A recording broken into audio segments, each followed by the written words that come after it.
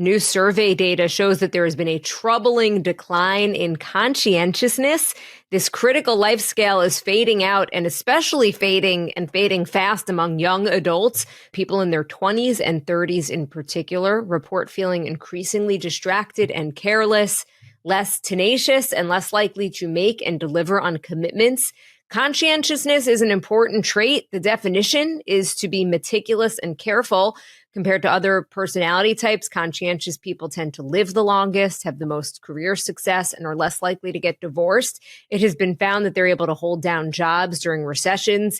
Unfortunately, again, it appears that fewer people have this trait. According to the Financial Times, levels of conscientiousness appear to be declining, and young adults, who are historically the most extroverted group in society, are now the most introverted. Yeah, a lot of interesting trend lines here based on this data. Not all surprising, based on all the distractions we now face, right?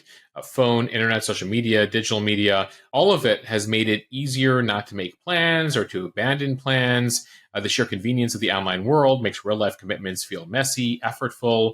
It enables behaviors like ghosting people. Jill, it happens socially with dates, but it also happens increasingly with jobs. There's been a number of employers that have reached out to us and said that they have made job offers, especially among some Gen Z applicants. They accept the job and then just never show up to the job. One of the other things they're seeing in this data is that they're seeing an increase in neuroticism. So an increase overall in neuroses and in anxiousness. Young adults, as you mentioned, feeling more introverted, less amiable, less outgoing.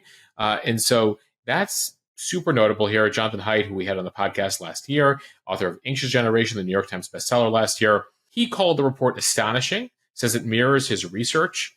He wrote on Instagram that Gen Z is different in ways we as a society must work to change. This includes everything from some of the things he proposes in the book, delaying smartphones and social media for young people, phone-free schools, more in real-life experiences.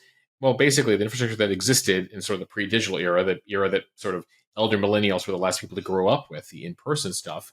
Now, the one piece of good news here is that personality is malleable. It's not like genetics. What has been reduced, or certain traits, can be built up again over time.